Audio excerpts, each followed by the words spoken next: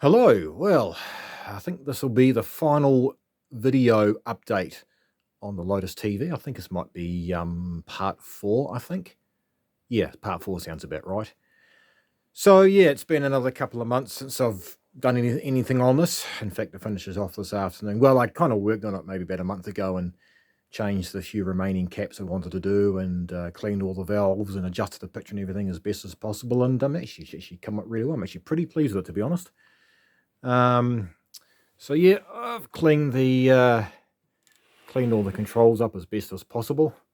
I do have some somewhere, but I went looking and I couldn't find them. But these ones are okay. They're fine. I mean, it's a 60-year-old TV damn near, so you can't expect perfection. But yeah, so you can see some of the capacitors, some of those old grot electrodes that I've changed.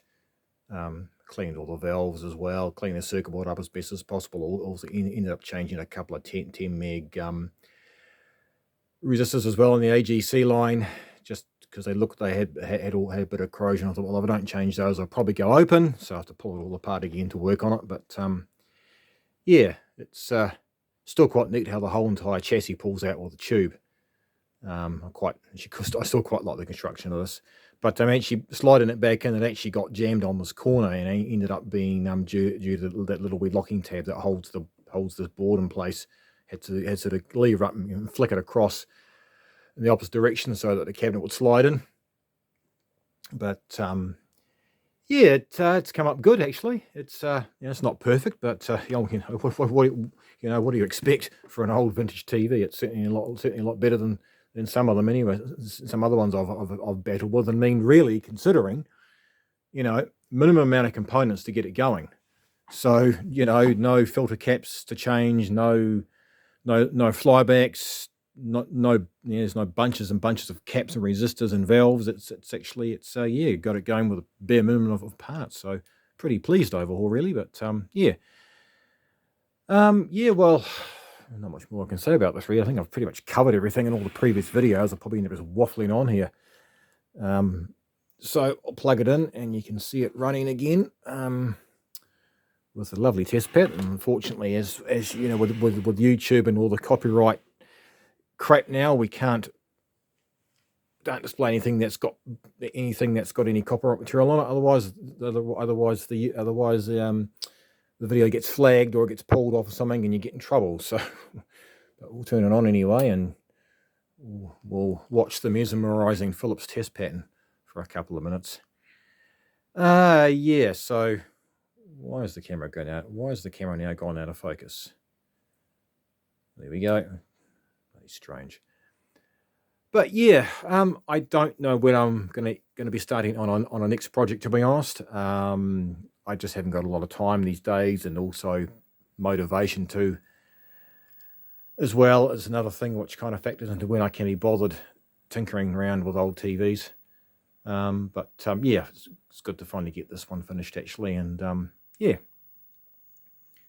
I think I mentioned about the PFL 200, the original one, sort of giving a bit of a smeary picture, or a reduction in contrast, and I put in a replacement PFL 200. And man, it just the contrast and picture level just came straight back. But yeah, so there it is, pretty much all adjusted and to as best as possible. Bit of sound there.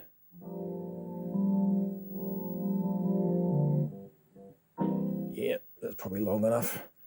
But no, it's going really well, so I'm actually really pleased with it.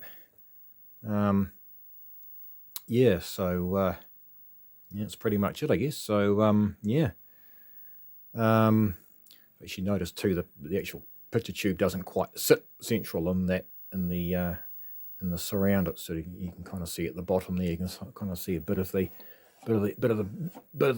bottom part of the tube showing, whereas up there.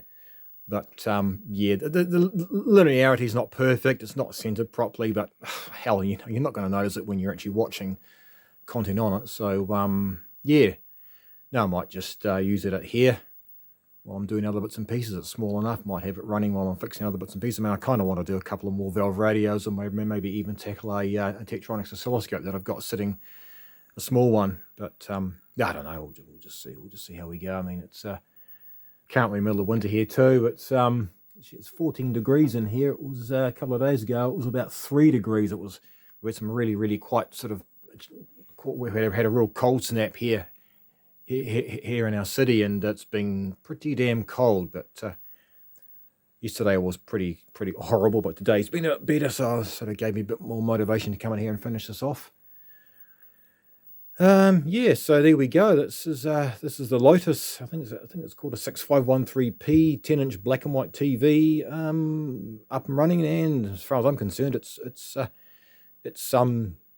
hasn't had a full restoration, but it's pretty much restored to a point where it can be used and enjoyed. And just fingers crossed the flyback doesn't decide to fail on me. But I purposely turned the boost voltage down too to reduce the drive to the transformer to keep it going a bit longer. And yeah, may it behave. So yeah, well, thank you for following on with this restoration series on this Lotus TV. And like I said, I'm not quite sure when I'm going to be doing another one, but well, I guess you just keep an eye out for any future video updates from me.